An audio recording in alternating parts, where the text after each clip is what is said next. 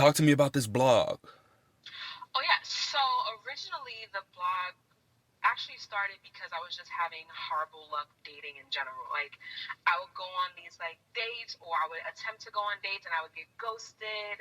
I would get like call these crazy names and a lot of it was just a lot of horrible bad dates. And I was like, my friends didn't believe me and they're like, you have to, I don't believe you. And I'm like, I'm telling you, this is what's going on with my life. So literally I collected like 3 years of just bad dates, and that's essentially how it started. So it just became me writing about stories about like sex and about horrible guys and about the dumb shit that happens and just dating culture as I know it now. Because I was a serial monogamist for many years of my life, where it was just one after the other, and then I was like, I could find someone easily after I broke up with my last ex, and I couldn't. It took almost 3 to 4 years before I actually was in a sustainable or a good relationship, and it was just a sea of bad dates after that before then.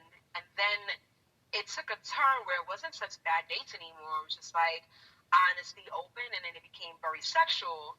And I didn't want to stop writing the blog because I feel like it's also important for people to hear. And then it became that. And then the next phase was me coming out about my status, where a lot of times I wrote around the issue of the status versus actually putting it out there on Front Street. And then I went to actually Devin has a group, the Love Profound meetup group in person, and one of the girls was like, I'm really looking forward to hearing your story. And at that moment, I hadn't written about my status and how I contracted my herpes. And then finally, I said, you know what? I rewrote it again, and then I said, you know what? F it, publish. And I put it out there, and I just like waited. And then it's been nothing but great news since then. It's been positive reactions, positive responses. It's just been a lot of support coming my way. It's been a total transformation. So now I write about my what is now amazing sex life in relation to having herpes and in relation to the bullshit I did with dating in general, regardless if it comes to a point where I have to disclose my status or not. Like dating is sucks. So it was like a lot of times where all the majority of the bad dates that I went on and the bad experience I had was like maybe date one or date two, where herpes wasn't even a factor. So now that I was now openly discussing it and it became such a great response, I was like, oh, well, damn, that was a surprise. So Yeah. that's essentially what the blog is about. What kind of response did you expect to get from the blog? For good feedback to have been such a surprise to you, what did you expect? Mm-hmm. My friends who know me know that I'm very open and sexual. They know all about the shit that I do. So I was actually surprised. A lot of my friends who read the blog when they found out my status was more like, oh, you deal with this, you do that kind of question. Not that I expected them to be like, you're the worst disgusting thing. I didn't expect that. But it's never what we do expect. The overwhelming amount of support is what's to caught me off guard, and then the surprise of just me being open, and my friends are like, oh my god, this happened to you too, you had this, and it's like, and it's so yeah, it shows that dating sucks in general, so it's not just you, it's me. And a lot of the aligning factors where it can be anything interchange with herpes, where it's just like the dating was just sucky overall, like so many overwhelming responses. Because again, even before the outside of the herpes conversation, you're having a lot of bad dates and you're thinking that it's just you. Like I'll listen to girls complain like, oh my god, why can't I find a guy, why can't I find this, and it's just like, and then I tell them the story, and they're like, "Oh my god, you too?" And it's like, "Well, yeah, me too." Like it's just dating in general is difficult. You'll come across all of these similarities that again no one talks about because it seems as a failure to talk about them openly and honestly. So when you finally hear someone else going through the same thing you're going through, it's like, "Oh my, I'm not alone." So we all can agree that dating sucks. But the reasons as to why it may suck are all unknown to a lot of people. They're not all common threads. Hmm. I like what you said about, despite herpes being in the equation, that it's interchangeable with just about anything else. And what I'm imagining you mean is that a person can be distrustful, someone can not be clear about what their intentions are. A lot of people, we don't know what we want, and we don't know how to communicate what it is that we want from another person. And there's just a compatibility issue than the issue of having herpes or having any kind of an STI or any issue that you really would like to disclose to a potential partner. Exactly. Yeah, that is essentially what I realized like a lot of times that I would speak into the groups and I would tell these things, they'd be like, "Oh my God, he rejected me because of this," and I'm like, 9 times out of 10, if they weren't going to be there, they weren't going to be there. This is just another reason for them not to be there. Or if it wasn't going to work, it wasn't going to work for a plethora of other reasons. And so, I made it clear, like even in my space, even in my relationships where they knew where we were a discordant couple, a negative positive couple, if we broke up, it was never because of that. It was always something different. Like I was not feeling loved anymore, or the love died, or we weren't agreeing to anything, or for whatever reasons. But it was never that reason. That's why we're no longer together. You have a big confidence about yourself, and I'm loving it. Yeah. When I talk to people, oftentimes I'm first catching them after their diagnosis. How long have you been diagnosed? Oh, 10 years. Oh, so you had time to deal with this. Have you always been Yeah. like this? I mean, initially, the first portion of it was, so I like to give this whole backstory because I feel like for me it's important. Some people may not be. For me, it is important. I was always pretty much a hoe. I love sex. I liked it. I enjoyed it. There was nothing I loved better. And then for a moment in time, I was with the guy and I was like really falling for him and I wanted something to make me more serious. He didn't want that. And I'm meeting a guy who ended wanting to be more serious. He also ended up having herpes too. He didn't tell me whether he knew or did not know or caught it while we were together. I'll never know because again, 10 years ago, people were changing numbers left and right. People were moving left and right, and I knew he was moving before we actually stopped talking. And then he had changed his number while we were dating like 2 or 3 times prior. So this wasn't a thing that clicked to me that he changed his number because of this. When I found we stopped, he disappeared from my life. A couple weeks later, I had my first outbreak, and I was like, "What the fuck is this?" And not necessarily knowing that it was. Again, the whole when you hear about it, you could have had it for years and not have known. Immediately, I thought in my mind that it was because I thought I'd had it before with my previous life. I went to another doctor, like me, I want to say a month later, to get like my regular pap smear annual GYN. And she was like, "Oh no, we can definitely narrow down the window." And that was when she did the antibodies test. And my antibodies for the test blood came back zero.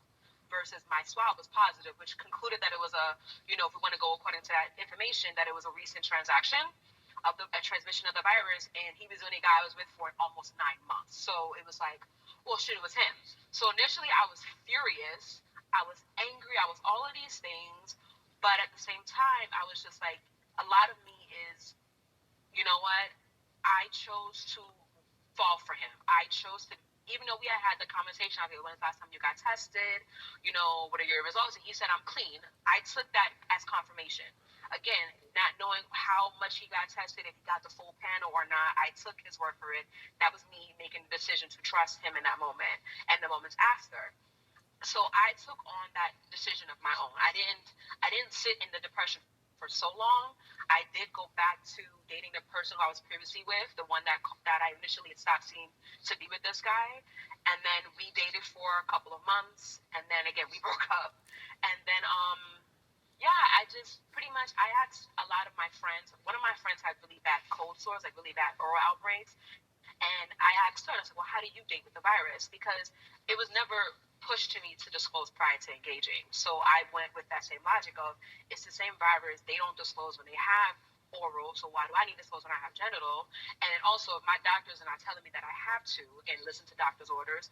All of these things I logicked in my mind as to date date with honesty. And when it came to a point where it became more serious, I did have that conversation. I was lucky that all the guys that I told were okay. They understood and they still wanted to see me, and they understood why I didn't tell. It's like well, I would have judged you before if I didn't know you, but now that I know you, I still like you, and thank you for telling me. And then let's see how we can go forward being safe. And that worked for me for a lot of the time. So that is a lot of confidence comes from is the fact that I have been lucky to have met so many guys who were accepting of my status. Oh, but me accepting of myself was another huge turnaround because, again, the first thing we all face is who's going to want to be with us, who's going to accept us. So if we find anybody who's willing to be with us, it's like, oh, perfect, I found my guy, I'm so happy, and that's it, case closed, done. And what about you? Would I be with this person if I didn't have this virus? And that took a couple of years to get to that point. But the confidence in me just stating that I have it was with to my partners at least was a confidence thing. And granted, once it was done, it was done. The conversation was had. But leading up to those conversations, every time I would be in the bathroom, like dry heaving, snot coming out of my nose, can't think straight, like crying because in my mind, again, I'm always a worst case scenario. What if he lashes out and attacks me? What if he kicks me out in the middle of the night and it's raining and I don't know where I'm at? Like I'm thinking all of these things, and those things have never ever happened. It's always been overwhelming amount of compassion and understanding, and just even if they were like, I'd rather not deal with you anymore. I'm like, okay, no problem. Thank you for telling me. I'm gonna go get checked. And for the most part, they never called me back saying anything else because I said if you need me to be with you during this, if anything comes back positive, I'm here for you. Let me know what you need me to do. I've always been that person at least. So then if they've never called me back, my assumption is that they've never transpired it. They've never contracted it. Yeah. What I was going to ask you earlier was how you meet these guys. Because a lot of women that I speak with have so much trouble dating. And as a man, as a straight man, I can't really speak for everyone in terms of like what works for them or what will work for them. I can only speak to the experiences of other people and what I've been through in my days of dating to just be like, well, you got to work on yourself. You cannot go out here and try and get someone to complete you or make you feel better about yourself. Oh yeah, definitely. So a lot of it was first. I mean, I am a champion of online dating since AOL chat rooms A/L/L. Like that was my life. That I when online dating became a thing, I was like on it. Like 14 years old. After 9/11 happened, I was online meeting someone that lived a couple of blocks from me. Like it, that was my jam. Like because I there's something about my personal number giving away to people that is so hard for me to do. Like if I'm going to a club, I'm going to a party, I'm like, I'm not giving you my number. I need to talk to you all day, all night long before I feel comfortable about giving you this one number because I've had my same number since I was 14 years old. So the idea of walking down the street, giving my number to somebody and like, oh yeah, no problem, bye. Like no, like I want to feel like a little. For some reason, there was a sense of security that I always felt with online dating. I can vet you, I can talk to you a little bit more. If we talk a couple of weeks and you're no longer interested, it's fine. There's nothing lost, nothing gained. Versus you'll be quicker to communicate and meet with me if I give you my phone number, and then you may not have the best intentions. I don't know. My mind work in weird ways. I think that way because some people are like online dating is so creepy. The Craigslist killer. I'm like, yeah, but the same people you meet at the club can be a killer too. You just happen to meet them at the club instead of meeting them online. The club So killer. yeah, the club killer, exactly. So my thing was it was always online dating. So I did that for pretty much essentially up until like last month where I deleted all my apps finally because now I'm in a relationship where I'm in a poly relationship where I don't need any to seek any more people. But yeah, online dating has been my thing from and you can name all the apps. Like I have a whole post on my blog where I literally discuss every single app that I downloaded, almost up to 10, where my thumbs got numb from swiping left and right so much. Online dating scares me. It frightens me Yeah. because I'm seeing so many people who are sharing like their blogs and their stories and talking about their experiences, and it's like, whoa, do I want to end up as one of those people?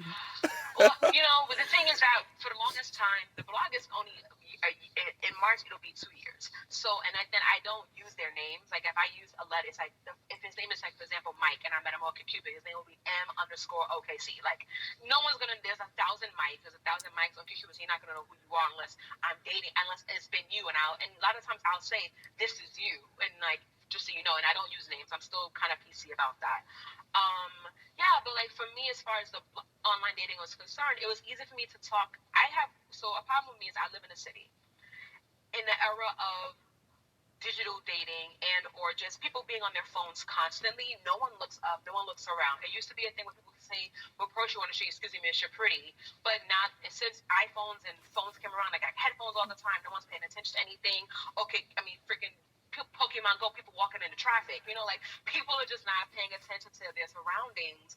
So even if I happen to be a cute girl walking past you, you're probably so busy in your phone, left, right, swiping, or looking at Twitter, you're not even paying attention to me. And again, even with there being a good-looking guy approaching me, my fear is giving you my number. I don't want to do that. So I'm hoping that I may see you and I like you, and hoping you're on some dating app after the fact. If you're not, oh well, it's not meant to be. And I would do it like that. I would just, it's a luck of the numbers game because again, I consider myself an acquired aesthetic where there that right now I have on a gray hat crazy glasses, funky this. Like I could look real out there sometimes and real normal sometimes. And so I mean, you may judge me based off of my appearance alone and not think that you may think that I'm weird, but I'm actually could be quite a cool girl, but you wouldn't know that until you actually see my profile and see all the pictures of what Carolyn can look like. So for me, it was very easy to online date, and that's essentially where I met a lot of my partners. Two of the guys I'm in a relationship right now, I met online, and one I actually met at a play party. So All right, lots to talk about from there. One thing that you said that stands out, I really want this to stick with people. You created a safe space. So for you, that safe space is online dating where you can put yourself out there. Not everyone is willing and open to putting themselves out there. And when you kind of just stick your toe in the water, you can't enjoy swimming. You got to make sure that you're in a safe space. You got your lifeguard on deck. You know how deep the water is. Get in there and swim around. Like you yeah, can't half ass being able to put yourself out there in order to get the kind of relationships that you may be interested in. So a hmm lot of the people who are struggling with dating and say nobody wants to date me with herpes, I really don't think that it's 100% about that. That may be an issue for some people, but when you find yourself in the communities and groups of people who are able to just see you and understand, who you hmm are and have interest in wanting to get to know you and they're curious about you, I think that's where you increase the odds of dating. Like that's where we start winning. exactly. I feel like when people there are some people who I did a little experiment when once I went open with my status because for the most of the years I want to say for 8 years prior to online date pre herpes and post herpes 8 years of my life I didn't lead my dating life of online profiles with my status. I would talk to them in private because I also want to make sure that you're worthy of knowing this information about me. Now, for some people that may work, some people that may not work, where I want to get it out the way. First conversation, I got herpes. Do you want to talk to me? Yes or no? And I'm like, and again, if you've been through a situation where you've done this before and it always ended up with them saying no, I could understand why you not I could understand someone who doesn't want to wait that long to get to know someone and then have them not want to be with them. Fine. However, at the same time, on the same side of the coin, what is wrong with going on a simple date, enjoying a conversation? Who is to say that you by date three you may lose interest completely, and therefore, what was the purpose of meeting it on the first date? You can sometimes just get to know people, and I feel like a lot of times we're so rushed into them accepting us with our status where we don't enjoy the conversations first. We don't enjoy the first date. We don't enjoy the second date. It doesn't have to be, oh, is he going to want to sleep with me? You may not want to sleep with him or her after the first date. So what does it matter that you throw it out there on the first date? I feel like it's important a lot of times to sometimes dial it back to being just enjoying just a date and a conversation, and then if it goes that far then you can have that conversation about herpes when you realize that okay, I like this person. And a big question I always ask myself is, if I didn't have this virus, would I still like this person? And if the answer is yes, okay, then that's when we need to have a conversation. At the end of the day, if they say, you know what, thank you for telling me, but I'm not interested any longer, that's fine. I'm not gonna die because you told me you don't want to be with me anymore. Like I will live. There's something to live for other than meeting this person that's gonna be the quote unquote happy ending that you may think they may or may not be. You know? Can you say that again for the people in the back? Just that part where you said the question you ask yourself before you disclose is, if I didn't have herpes, would I still want to be with this person? Because we settle like that's in the Yes, we do. discussion, Yeah. and you find yourself in a situation where you are with someone, you've invested a lot of energy into them, you've invested money and flying and transportation to meet this person, and you finally get around them and you're like, okay, well, I guess they'll do, this person likes me, or at least they act like they do, and then only to look up one day and see that y'all aren't compatible, and maybe then you realize, oh, I'm only with this person because we both have herpes, or because they were accepting of the fact that I have herpes. And we got to understand, our person, our people, our community, they're gonna be okay with us having herpes, or they're gonna also Yeah. have it. Like it's one or the other. So Yeah. everyone who's not okay with it is just not supposed to be in that shared space with you in that capacity. And I think that the sooner we can get to a place where we can accept that and look from that perspective, I think we get a lot of our power back and we can begin really dating and having the relationships that we want. So for a lot of people, they're going to hear this and they're going to hate you right out the gate because not only are they struggling to find one partner, but you just said you're polyamorous. You have partners. Yeah. Yes, I so, do. so let's talk about this for the haters. So you're polyamorous. When did you discover that you were polyamorous? Because you mentioned earlier that you were serial monogamous. It was like a back and forth decision. I always knew that polyamory exists and non-monogamy. I always knew of that lifestyle, right? But you have your mom and you have your father, you have your sister, you have your brother, you have the family that shows you that this is what it's supposed to be, one and two, and that's it, no more. And for my relationships, what they were great relations. They were none of them were horrible. There was a few that were bad, but for the most part, they were good. But there was always something that I felt like I wasn't happy with, like they were always trying to change me, or I would hope that I could change them. And polyamory just became something of, you know what, let me try it and see what happens. Because worst case scenario is it doesn't work, but I know for a fact that I can love multiple people. Again, you don't run out of love. I love my mom, I love my brother, I love my sister-in-law, I love my niece, I love my nephew, I love everybody who comes into my life, and I love them with the same passion that I love the next. It doesn't fall out. So why can't I apply that same logic to my dating life? And if I'm honest, open, and transparent, they all know everything, they all know of each other. Why can't that be the same way? Now, I started. It literally went. I got scammed last year in the summertime, like badly scammed, like money wise. And then I took a moment to like stop dating. I was like, you know what? I need to clarify. I need to do what I need to know what I'm doing here because I'm going on all these dates and it's not working out. I'm accepting. I'm happy here. I'm happy there, but I'm like I'm not really fully. I'm looking for something that I'm not getting, and I need this. I usually say like anything that happens as a abrupt awakening of maybe this is what needed to happen to get me to this point. Um, so yeah, when that happened, I took a break from dating completely, and then at the same time I happened to be coming into my sexuality and being more honest, and it further into my sexuality, but being honest on what I liked and what I didn't like, and exploring different things. A lot of times in certain communities, there are a lot of closed-minded people, and I was happy to find. I pretty much walked into a sex club with my herpes status fully on display as a necklace, as a bracelet, having that conversation with people. And then I found so much overwhelming support from that community because they're not traditionally dating in the same way that other people are dating. They're open and communication is, they get tested frequently, they converse more frequently, there's more honesty, there's more transparency. And I found that, wow, this community is actually working great for me. And and I told, and the partners that I dated initially after the fact, I was like, I'm going on this, I'm making a stand to say that I'm polyamorous because I know that I have the capacity to love multiple people and I want to love multiple people, whether that being all intimate love as well.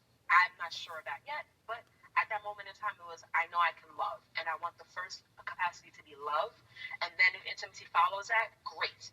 If not, great as well. There's nothing wrong with having a loving friend that you don't have sex with. A lot of people think that everything has to be intimate, and it doesn't have to be intimate. So let's freeze there. Let's So yeah, freeze there then for a the second. first. Because I'm one of the people who Mm-hmm. thought that, and probably up until recently, as in a couple of days ago, I just realized, wow, that may not be the case. Just because you're polyamorous, you may not have an a physically intimate sexual relationship. You don't have to have intercourse with someone in order for them to be a partner because, and you can correct me if I'm wrong, if you're polyamorous and you're involved in the kink community, you may have play partners who may not necessarily penetrate you or allow you to penetrate them, but you can do other things with one another. And it can also be something as simple as just having a deeper level of intimacy with a friend that you enjoy particular activities with or just being in the presence of. Is that am I hitting the Yeah. ballpark at all? Yes, you are in the ballpark. I mean, for me, again, I'm still more on the new side of it. I wouldn't want to. There are people who've been polyamorous for 40, 50 years. They may know more. But for me and the newer side and people who are questioning it, yes, it's exactly what it means. It doesn't have to be an intimate relationship. It doesn't have to be sexual. It doesn't have to be kink. It could be. The idea is that you can love someone and love your partner and love another partner, and it doesn't sacrifice another love that you have. I have, and essentially the same way a family does. My love for my brother doesn't degrade the love for my mother. The love for my friends doesn't degrade the love for my family. It is all love, maybe different types of love, but it's all love at the same time. So you may have your partner who you sleep with daily at nighttime, but then you go to work and you have someone who also you love there in a different way. That's not intimate. It's not whatever. It's just you have a strong sense of love for them. And a lot of people, it's hard to understand because they say, wouldn't that just be like? No, it can be a lot deeper because again, love, there's no definition of what love is. It's hypothetical, the definition. It's we know what up is, we know what down is. It's in relation to something else. But what does love mean? A whole entire gamut of the world. So for me, love is the desire to see that person happy regardless of whatever happens, and the care for them that I have that I feel is deep rooted. If all the partners that I'm seeing right now decide that one day they, you know what, I want to be with someone else and I want to be monogamous, I still love them. I still share love for them. The love doesn't disappear. I still want to see them happy. I still want to see them wish the best for them. Hey, I wish that they invite me to the wedding one day. It doesn't matter to me. I just want to know that that connection that we had is genuine and it's long lasting. It'll be as long as it can be.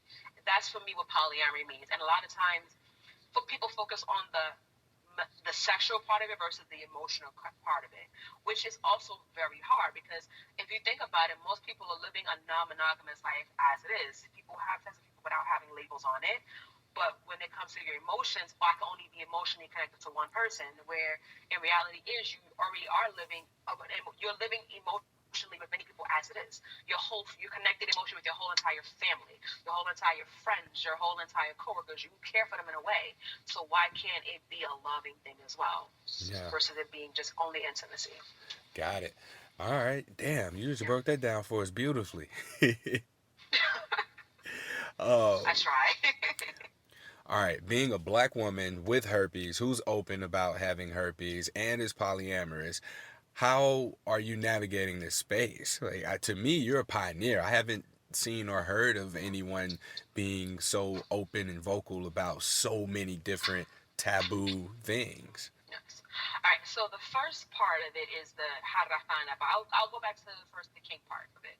Um. So I started listening to a podcast. Maybe I want to say I started writing my blog. I want to say in March of 2018. I started listening to a podcast called Horrible Decisions, which I was also a guest on in August. And, they pretty much shed the light on sexuality in the black community. Because a lot of times, as a black person, we're very quiet about what we do sexually. We don't want it to be out there. And so listening to the podcast and hearing them speak so honestly about what they do, I was like, oh, well, maybe there is an open community that is more accepting because they got quite a million bunch of followers. So I'm not alone here, right? Whether or not people do it versus talking about it, it's a different conversation. People are doing it. That we know. We've concluded that people are sexually active and having sex, obviously. They mentioned the club that one of them attended, and I was like, oh, because initially my first response was I didn't want to go into a club being this having this particular being a black woman who's thick and who has this body type in a club that is more white accepting and or small body types because that's not my body. And I didn't want to be denied because of that initially, and then I didn't want to have herpes on top of that. So I wanted at least to find a community that looked for body types like my own. So I went to a predominantly black Spanish kink club, sex club, and that's where I first found that community at. Fine. And then on top of that, me having herpes, having again finding that the conversation is like, oh, okay, thank you for telling us yes, or thank you for telling us we're gonna pass.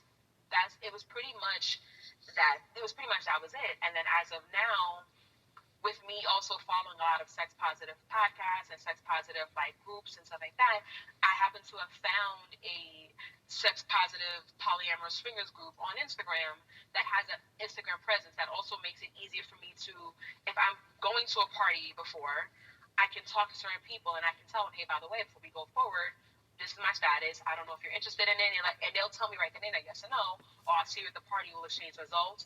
And it's like smooth sailing once we're at the party versus going into it every single step and every single party like so by the way and by the way this and by the way that like it makes it easier that I found that community. But even so, regardless, before I found the Instagram presence community, it was still easily to have that conversation because sexual health is important. They understand that. And again, when you're talking about not just one partner, you're talking about multiple partners. Because I may be a polyamorous woman dating three people. There may be a triad, a quadrad, a a group of 8 people who all date each other, and like, and it's all important that they all aware of everything, and whatever decisions you're making in that moment doesn't affect the whole entire collective, which I've also found to be something very interesting in dating in that world. And it just so happens that that works for me, you know. Yeah. And I'm finding to be, and you can tell me if you find this to be true as well, but in the polyamorous community, kink community, there are way more conversations structured around consent, sexual health status, and we tend to just be more aware of our status. Whereas, and not to, discount anything, I believe that people who are monogamous believe, okay, well, I'm only with this person, so why bother talking about sexual health or STD? So, I mean, I get that thought process, but we also have to understand that people aren't always in line with their integrity. Whereas in this community where sex is happening, there tends to just be so much more awareness, and there's so Yes. much more openness and to getting tested, to knowing what your status is and talking about it, versus there that not being the case outside of that Mm-hmm. community. Yeah. A lot of so I comment a lot of groups, and I get a lot of flack because a lot of my a big part of my position is, and why I decided to go positive, why not go positive, but be open about my status I was is about to a say, you part of. made that choice.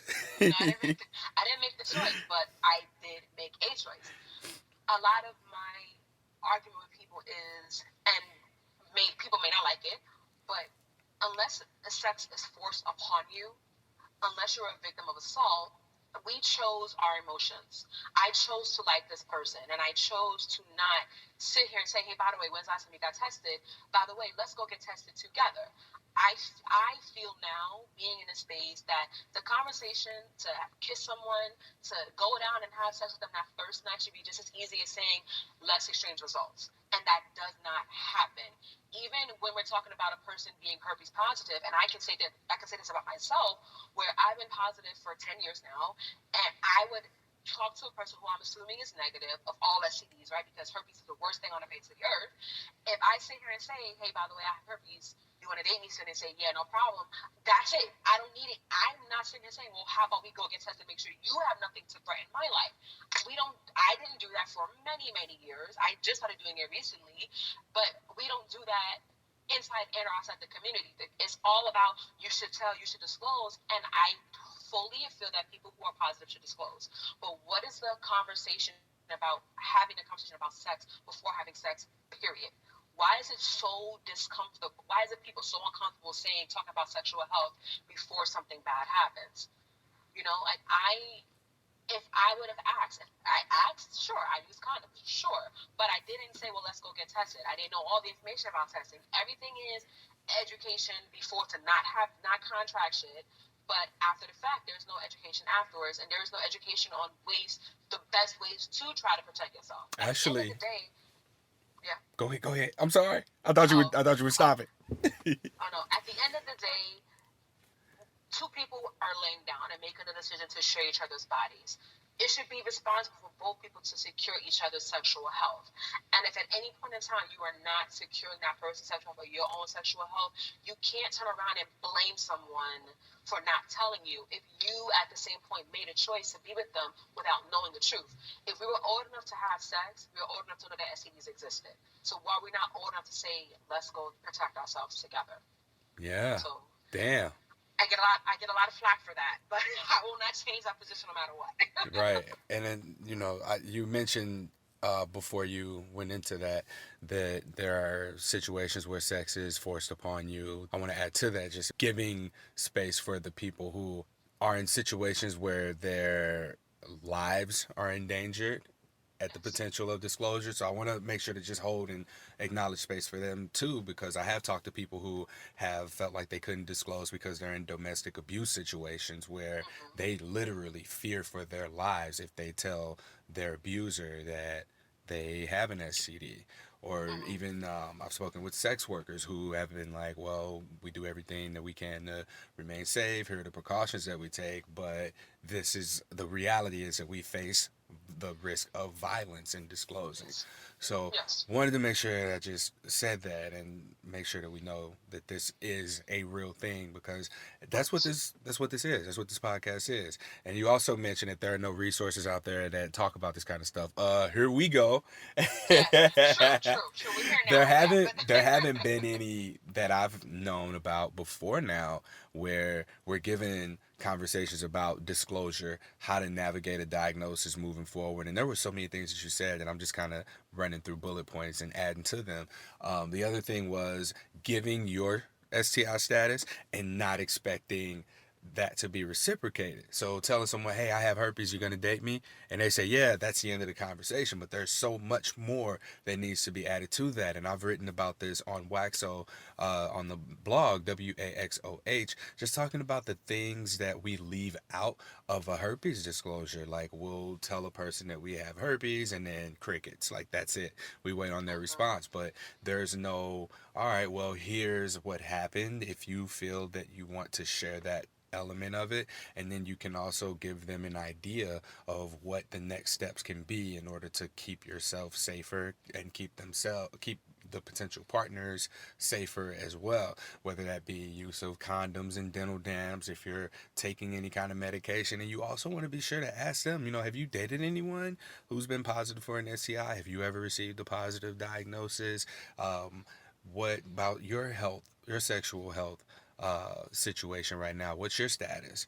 Have you, when's the last time you've been tested? These are all yeah. the kinds of questions that we just leave out of the conversation because it's forced upon us. We supposed to disclose. All right, well, let's talk to the people who are negative right now and just say, hey, it's a shared responsibility. Discussing sexual health Mhm. status is a shared responsibility from all parties. And we aren't influenced or taught to negotiate and navigate these kinds of conversations until we find ourselves surrounded by other people who are doing it, and it's just like a collective. We just pick up on it from the people we're around. So being involved in the kink community, people want to have fun, and Yeah. there's a much higher sense of pleasure when there's an increased sense of security and safety. So if you're able to have that conversation and begin to really trust someone, because it's also a trust thing. You want to be able to Mhm. trust the people that you're playing with so that you can lean into the experience and allow yourself to experience the pleasure that you negotiated with one another.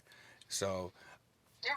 Totally agree. there's a lot to be learned here. There's a lot to be learned from your story, your blog, your experiences, just this podcast episode. And like I love the way that you just presented here because everything that you said just flowed together so smoothly. Like me going back and trying to add to it might not have even been necessary if I'm being honest. Are there any things that you wanted to make sure that we got on here that we might not have gotten to, or is there anything that we might have left off? I mean, I just think that it's important that, you know, I wrote a post a couple of months ago, like last month, about who I am, and a lot of my before I contracted herpes when I was a teenager, I used to be self-inflicted. I cut a long time ago. When my mom found out what I was doing, because she thought that I was cutting school, she didn't think that I was actually cutting myself. She thought I was cutting school, but she found out, put me in therapy. That therapy helped me a lot. Years later, when I contracted herpes, I didn't have to go back to therapy, but me reflecting on the love that I found of myself with the therapy helped me through my status. I feel it's important for a lot of people to take a step, and for some people it's important to take a step to like heal themselves, because some people, especially if you've never seen yourself in this way, if you had this grand vision for your life, and then this virus affects you, it's like you can't see past this virus now. So it's important for people to figure out it's important to sometimes take a step back, find that self love again, because you mentioned it earlier. I feel it's very important to come into a relationship being as 100% as possible, loving yourself, not seeking anyone to complete you. Because if you're not 100%, if you're still broken, there will people who come into your life and want to help you, but there are more people who will take advantage of that broken parts of your personality in your life and feed upon it and make it worse. There are so many people who enter into abusive relationships after herpes diagnosis because they accepted you having herpes. You can't you have to find your self-love and know that you are worthy of everything that you deserve and that you want. And then if someone is not willing to be that same level of love with you, if they're broken, you can't. You should. Two broken people shouldn't be together if they're not going to want to help each other. You have to be 100% with yourself, and anybody who you meet afterwards should only be in your life to benefit you. I only surround myself with people who will want to make my life better. People who are negative, I don't associate with them. People who are who suck off out the good out of my life, I don't associate with them anymore. Sure, there are people who are in the pockets of groups that I'm a part of whom I know, okay, it's time to go now. I don't want that negativity in my life. It's important for you to make your life as positive as possible. Change what you can, because you can't change herpes as of right now. As of right now, there is no cure that has been approved, but we can change how we live our life with herpes. Make it as positive as possible. Find something that you love, regardless if you're find something that you love, find something that you adore doing.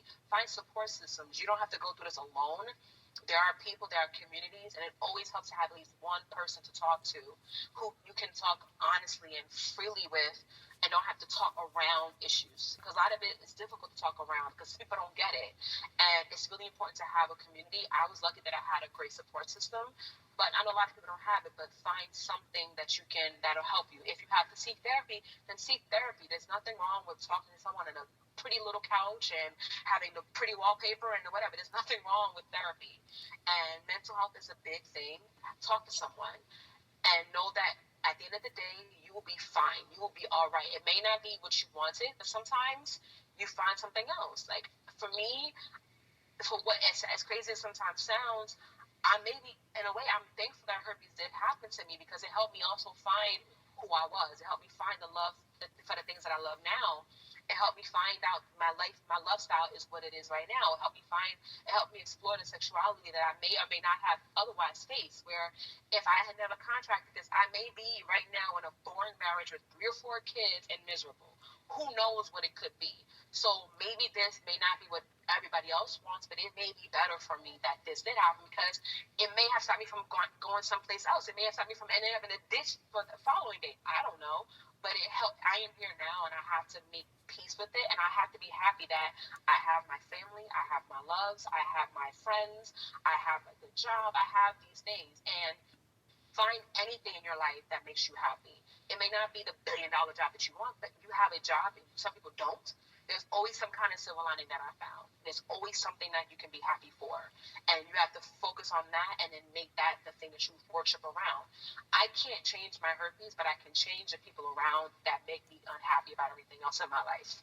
And that is what I would like people to understand is heal yourself first and then move forward. Don't seek, once you're diagnosed, don't seek to be accepted. Accept yourself again, love yourself again, and then move forward with that. How can people find you? So my blog is Tales of Toney, TaleSoftony.com. I'm on Instagram and Facebook as Carolyn Toney, and my Twitter is Tales of Toney as well. So yeah, that's where I'm at. And I'm all public. Nothing is private because it makes it easy for people to find me if they need help. And yeah, that's it. Thank you. Thank you so much, Brittany. That concludes this episode of Something Positive for Positive People. I can be found on social media at H on my chest. You can come to spfpp.org and you can check out the website. You can support any of our upcoming events if you'd like to donate or contribute to the nonprofit's functions of helping to provide additional emotional aftercare support for people navigating a diagnosis, or if you just want to support this podcast, there are options at the homepage, spfpp.org, where you can donate. And if you have any media contacts that you want to put us in front of so that we can share these resources and help get it out there to the people who need it most, please don't hesitate to reach out. I'm always looking for guests, so you can email me your story or you can just email me to discuss what the next steps can be for you to be a guest on Something Positive for Positive People. I've had several anonymous guests where we've just used their first names and I haven't posted anything of their faces or anything like that. So just keep in contact with us and please like, rate, review, subscribe to, and share this podcast so that more people can find it. Till next time, stay sex positive.